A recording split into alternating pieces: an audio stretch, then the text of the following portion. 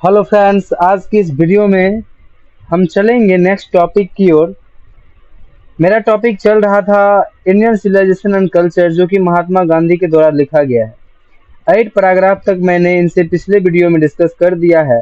अगर आपको पिछले वीडियो नहीं देखे हैं तो वो वीडियो देख लें और फिर इस पैराग्राफ पे आए।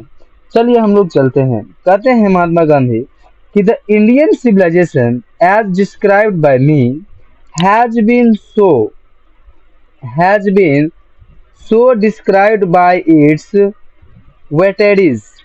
यानी कि वोटरीज कह रहे हैं कि जो सिविलाइजेशन हमारे द्वारा डिस्क्राइब किया गया, मतलब मेरे द्वारा डिस्क्राइब किया गया, महात्मा गांधी कहते हैं वही सिविलाइजेशन किनके द्वारा डिस्क्राइब किया गया है।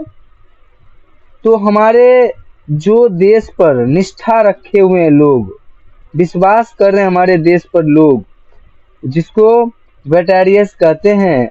यहाँ पर ध्यान दीजिएगा कि वेटेरियस जो भी हैं हमारे देश पर निष्ठा रखने वाले लोग, ठीक है, उस व्यक्ति का भी यही मानना है हमारा सिविलाइजेशन एंड कल्चर कि जो मैं मानता हूँ, जो मैं डिस्क्राइब करता हूँ अपने सिविलाइजेशन के बारे में, ठीक उसी प्रकार हमारे वेटेरियस भी वही डिस्क्राइब करते हैं। ठीक है।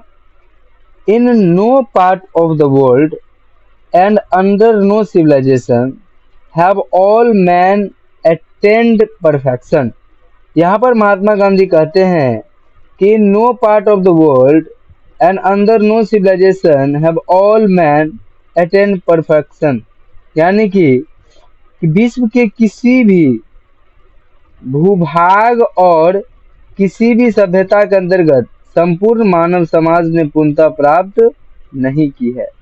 यहाँ पर ध्यान रखना है कि कोई भी कोना हो भारत, मतलब पूरे दुनिया का, उसका जो सिविलाइजेशन है, ठीक है, वो पूरा तरीका से परफेक्ट नहीं है। कहने का तात्पर्य पूर्णता नहीं है। ठीक है। चलिए, the tendency of Indian civilization is to elevate the moral being that of the western civilization is to propagate immorality। यहाँ पर दो चीज समझने की जरूरी है, एक मोरल बीइंग, एक इमोरलिटी। हमारा जो इंडियन सिविलाइजेशन है, भारतीय सभ्यता है, वो किसको एलिवेट करता है, किसको प्रोत्साहन करते हैं? तो मोरल बीइंग को, यानी कि नैतिक कर्तव्य को। ठीक है। यानी कि प्रवृत्ति को, कौन सा मूल्य को ज्यादातर विकास करते हैं? तो नैतिक मूल्यों को विकास करते हैं हमारे इंडियन सभ्यता। और वेस्टर्न सिविलाइजेशन जो है वो किसको प्रोपैगेट करता है, बढ़ावा चढ़ावा देता है? तो इमोरलिटी को। इमोरलिटी क्या होता है? तो इमोरलिटी होता है अनैतिक। ठीक है। फिर यहाँ पर महात्मा गांधी आगे लिखे हैं कि the latter is godless, the former is based on belief in God. मतलब अभी की जो लोग हैं, लेटर यानी बाद में जो लोग आए हैं, जिसको मॉडर्न सिविलाइजेशन भी कह सकते हैं, वो लोग भगवान पर आस्था नहीं रखते हैं, यानी कि वो लोग नास्तिक हो गए। Farmer is based a belief in God. लेकिन पहले वाले जो लोग हैं वो अभी भी हमारे गॉड पर विश्वास करते हैं, यानी कि गॉड में आस्था रखते हैं, यानी आस्तिक है। ठीक है। So understanding and so believing, it behoves every lover of India to killing to the old Indian civilization, even as a child killing to the mother's breast। यहाँ पर महात्मा गांधी हमारे सभ्यता को बहुत अच्छा तरीका से बताए हैं और बोल रहे हैं कि हमारी सभ्यता को समझना और उन पर विश्वास करना, ठीक है, प्रत्येक भारतीय के, यानी कि कह रहे हैं कि पूर्ववर्ती भारतीय ईश्वर पर विश्वास पर आधारित था। ठीक है। इस प्रकार समझदारी तथा विश्वास प्रत्येक भारत से प्रेम करने वाले प्राचीन भारतीय संस्कृति से संलग्न करना उचित जुड़ा रहता है। यानी कि अंडरस्टैंडिंग हो, बिलीविंग हो, ये सब जुड़ा हुआ है भारत के इंडियन सिविलाइजेशन कल्चर की संलग्नता से, और इनसे संलग्न है, पूरा तरीका से जुड़ा हुआ है हमारी सभ्यता, जो एक दूसरे को संलग्न बनाए रखते हैं, मेल मिलाए रखते हैं। ठीक है, बिल्कुल। जिस प्रकार एक माँ यानी कि Indian civilization even as a child clinging to the mother's breast की समझती है कि उसी प्रकार जिस प्रकार कि शिशु अपनी माँ के स्तन से जुड़ा रहता है, जिस प्रकार एक बेटा जब जन्म लेता है या बेटी, एक चिल्ड्रन चाइल्ड यानी बच्चा, वो अपने माँ के ब्रेस्ट से यानी स्तन से जुड़ा हुआ रहता है और दूध पी कर अपना जीवन निर्वाह करते हैं, ठीक उसी प्रकार उस बच्चे की तरह हमारी सभ्यता है, इंडियन सिविलाइजेशन है, और इस माँ की तरह हमारी देश है जो कभी भी उसको छोड़ नहीं सकते हैं। बिल्कुल जिस प्रकार एक बच्चा अपने माँ के ब्रेस्ट पर जिंदा रहते हैं, ठीक उसी प्रकार हमारा भारत सिविलाइजेशन पर डिपेंड है। आगे कहते हैं महात्मा गांधी कि I am no hater of the West, कि मैं पश्चिमी सभ्यता से नफरत नहीं करता यानी घृणा नहीं करता हूँ। I am thankful to West for many things, मैं पश्चिमी अथवा पाश्चात्य सभ्यता को अनेक बातों के लिए जो मैंने अंग्रेजी साहित्य से सीखी, I have learn from western literature. But I am thankful to modern civilization for teaching me that if I want to India to rise to its fullest highest। कह रहे महात्मा गांधी कि मैं उनसे नफरत नहीं करता, किनसे, तो वेस्टर्न सिविलाइजेशन से। ठीक है, और मैं उनका शुक्रगुजार हूँ कि मुझे उनसे कई चीज सीखने का मौका मिला वेस्टर्न लिटरेचर से।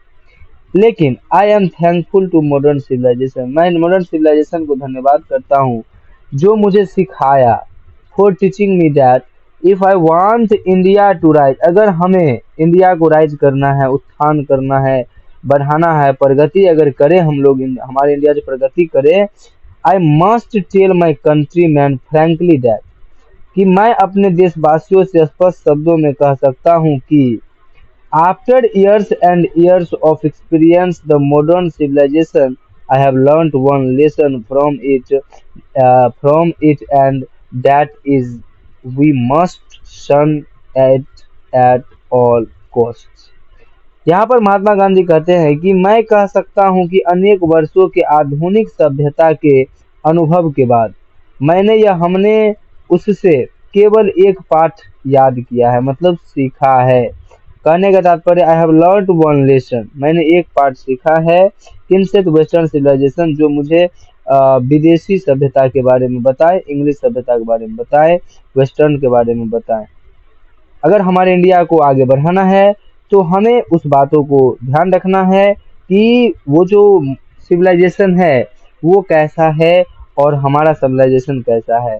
तो फ्रैंकली महात्मा गांधी कहते हैं कि पूरे देशवासियों से मैं ये कहना चाहता हूँ, फ्रैंकली मतलब स्पष्ट रूप से, कोई डर नहीं। ठीक है, दैट वी मस्ट शन इट एट ऑल कॉस्ट। कहते हैं महात्मा गांधी कि और वह है कि हम उससे यह हमारे अंदर दूर रहे। कहने का तात्पर्य आधुनिक सभ्यता जो आया है, वेस्टर्न सिविलाइजेशन जो आया है, महात्मा गांधी कहते हैं कि हम लोग अपने देश का सबसे हाईएस्ट ऊंचाई पर तभी ले जा सकते हैं जब हमारा देशवासियों मॉडर्न सिविलाइजेशन को क्या करेगा, अपने अंदर से निकाल देगा। कहने का तात्पर्य है कि महात्मा गांधी यहाँ पर कह रहे हैं कि हमारा सभ्यता दुनिया की सारी सभ्यता से सबसे बेस्ट सभ्यता है। इसीलिए मैं फ्रैंकली कहना चाहता हूँ कि अगर देश को प्रगति करना है तो हम लोगों को स्पष्ट रूप से एक चीज पे ध्यान देना पड़ेगा, वो है आधुनिक सभ्यता, जो हम लोगों के अंदर से क्या करनी है, दूर करनी है। ठीक है, नेक्स्ट कह रहे हैं महात्मा गांधी पैराग्राफ 11, कहते what is the modern civilization, it is the question very important. कहते मॉडर्न सिविलाइजेशन क्या है, वह आधुनिक सभ्यता क्या है। It is the worship of material, यह भौतिक वस्तुओं का आराधना है। मतलब हम लोग जो अभी जिस जिंदगी में जी रहे हैं अक्सर मटेरियल का पुजारी हो गए हैं, मतलब मशीन के सहारे जी रहे हैं। It is the worship of brute in us. It is undoubted, uh, unadulterated materialism, and modern civilization is nothing if it does not think at every step of the triumph of material civilization। यहाँ पर महात्मा गांधी कह रहे हैं कि modern civilisation जो है ये material का पुजारी है। ठीक है, मतलब मॉडर्न सिविलाइजेशन क्या है, तो मॉडर्न सिविलाइजेशन क्या है, वर्शिप ऑफ मटेरियल, है ना, worship of brutes in us, it's unadulterated materialism, कि यह हमारे अंदर बैठी जुड़ता है ना, यह पूर्वता भौतिकवाद है, भौतिक वस्तुओं के अति आकर्षक है। कहने का तात्पर्य है कि भौतिक चीजों को हम ज्यादा सराहनीय देते हैं। आधुनिक सभ्यता कुछ भी नहीं है। मतलब महात्मा गांधी के अनुसार व्हाट इज मॉडर्न सिविलाइजेशन, तो कहा जाए तो modern civilization is the worship of material, है ना, और एक शब्द में कहा जाए तो modern civilization is nothing, modern civilization कुछ भी नहीं है।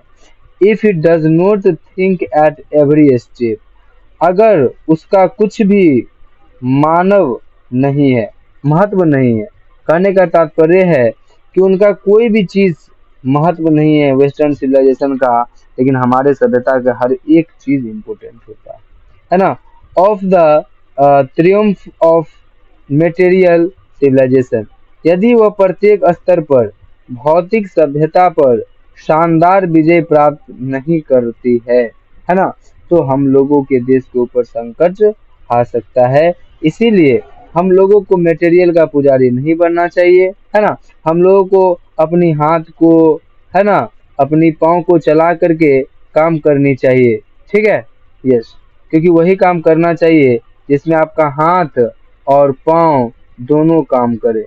ठीक है, इनसे आपका शरीर स्वस्थ भी रहेगा और बिना जिम किए हुए भी आपका शरीर तंदुरुस्त रहेगा। चलिए, आज की क्लास नेक्स्ट वीडियो में, और आपसे यही गुजारिश कि आप जो है इस चैनल को सब्सक्राइब करें, क्योंकि अब जो हम लोगों की जो वीडियो आएगी वो कंटिन्यू रहेगा, है ना। अब आपको उतना टेंशन लेने की जरूरी नहीं है ना।